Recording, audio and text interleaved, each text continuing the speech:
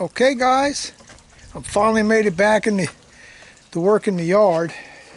Just been really busy with stuff, and now I'm working on swapping this over. So as you see here, I got three of the containers done right there, and yeah, got 7 more to fill up. And what I'm doing, I'm taking this piece of fabric cloth I got here that was in this area, for this area. That's where I'm doing my potatoes now. So I took that piece of cloth out, and I'm cutting out circles to put on the bottom of these pots. Some of you guys heard me say this before, but the new people on here, I put that cloth on the bottom of my pots when I fill them because it helps hold in some of the mud. Because when you water it, mud comes draining out with the water, and it still does, but not as much. I find that I hang on to my mud longer since I've been doing that. So now I'm not using the fabric cloth like you buy from Home Depot. This is a thick cloth that you find like in nurseries. You know, when you go walking in nurseries, you're walking on that black paper. Well, that's what this is. I had bought some from a local nursery, a couple of years, about 4 years ago probably, and that's what I'm still using around here. And so this is what I'm putting on the bottom. Now, if you use something from Home Depot, and I have in some of my stuff, I just double and triple up the thickness of it when I put it in there. You know what I mean? So, so it's on the bottom of all my pots, and it helps hold in some of the mud, so you don't lose it so fast, because it's something you will lose pretty quick. So, all right. So let me just set the camera up. You can watch what I'm doing. Also, what I'm doing is I'm coming over to the chicken coop, and I'm getting some compost out the coop. Now it's not all the way composted, but it's okay. I'm putting a little bit, mixing it in there. It'll be okay. I know what I'm doing with it. I've been using hot manure for years. When I first started, I was burning stuff, but I kind of know about how much to use. And plus, I'll let this sit a couple of days, let it get some rain in it, things like that, get some rain. That way it'll kind of wash some of that out of it. So, okay.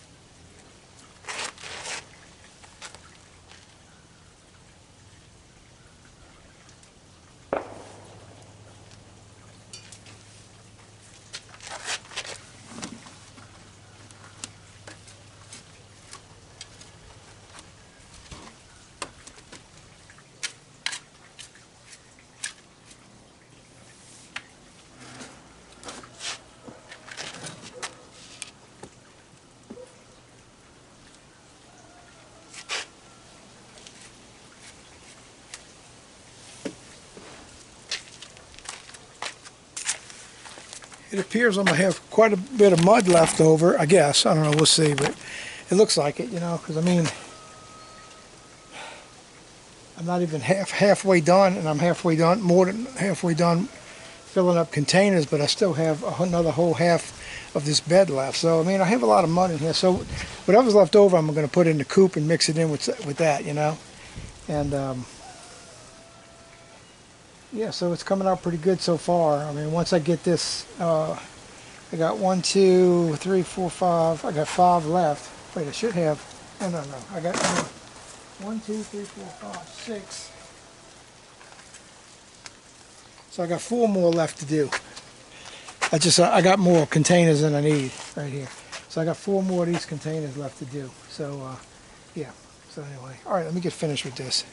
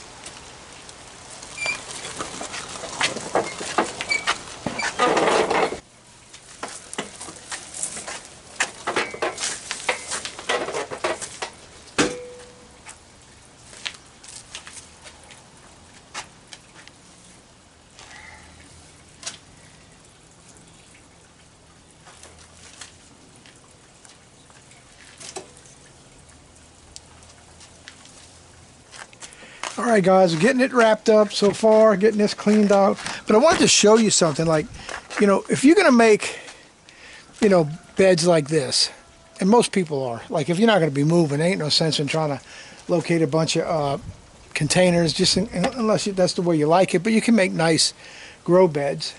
And there's all kind of other materials other than just wood that it's going to rot eventually. There are some nice metal beds you can make. Horse troughs you can get, all kind of different things. But regardless of what you get, just to preserve things from rotting away as quick. Now this bed right here is, I'm gonna say, it's an original bed that I had here. So I'm gonna say it's probably about 7 years old. Okay? And the reason why it lasted so long, now I had changed this top row around probably twice in that 7 years. But this is a pool liner that I had put in there, and I didn't come all the way up on the sides, just on the front and the back, but not on the sides. I didn't come up with the pool liner to cover the whole side because you want water to be able to leak out. I didn't want to drill holes in it. So what I did was I put it up and stopped it before this joint right here, all the way down on both sides. Stapled it about inch and a half from the top of it. That way, if it filled up with water, water would start leaking out here, and it wouldn't water soak just the top 6 inches, and it wouldn't waterlog my, you know, my roots and cause root rot. You see what I'm saying? So if you'd use the wood, I recommend doing this because, see, this preserved the bottom for all those years. Now, that end rotted on the back, and the reason why, I know why, is because in the summertime, and most of the time, as you can see right now, the sun hits right here all day. And in the summer, they'll get 14 hours of sun hitting right here. Well, if you get rain and everything, that side doesn't dry like this side does. You know what I mean? So after 7 years, I got some rotted wood over there. This side didn't rot, but that side did. And that's the side that don't get the sun hitting on it. It just gets morning sun from this way, and in the summertime, some of that gets blocked because of that big tree. But anyway, I would highly recommend that you use pool liners and figure out a way for your water to drain out without possibly making a hole in your liner. Because you want to hold some water, because like in the ground holds water, and when it starts drying out, there's water deeper down, and the plants go toward it, but that process is called wicking. The water wicks up to the top. It comes up to the top for the plants to eat. Well, that's what was happening here. It would act like in the nature, natural, you know what I mean? It would have water sitting in the bottom section because I had a pool liner, but it could only get so high and it would drain out, but the water below that level would stay there. And then when we wouldn't get rain for a week or two, it was still damp down at the bottom, and it was wicking water, and I wouldn't have to still water as much, even though we wouldn't be getting any rain. You understand? So that's what's good about using the pine liner, okay? Pond liner. Okay, so I'm about to wrap this up, and then I'm going to knock this thing down and start putting everything together. So I'm going to take a few minutes here, put this on charge, get some more charge on my battery, so it don't run out on me toward the end of putting that together, because I got a feeling it will. So let me do that. I'm going to work on cleaning that up, and then I'll video putting the new stuff back together, okay? All right, see you on the update.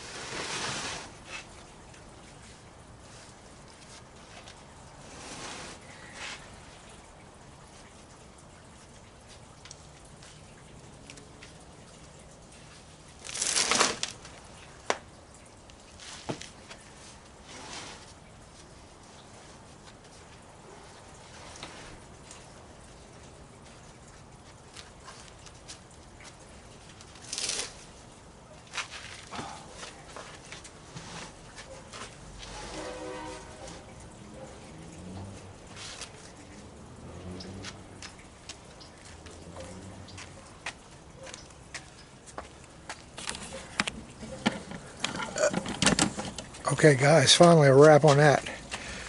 There it is. Looks good. There it is. Now I have everything in containers here. So now when we move, I can take my stuff with me. Whatever's planted, the soil, all I gotta do is put it on the hand truck, we'll wheel it out to the front, put it on the trailer, whatever we got, we're moving in, and that'll make life easy for me. I'll have bringing my soil that I have, and any plants that I have planted, I could bring them. So it ain't like starting 100% all over when we move. This is good, guys. Okay, that's gonna knock out this video. I'm just gonna clean up, and it's getting late. We're gonna go in. I got stuff to do tonight. You guys be blessed. See you in the next video. Please hit that subscribe button if you haven't, and like it and share my videos, please. See you in the next video. Bye.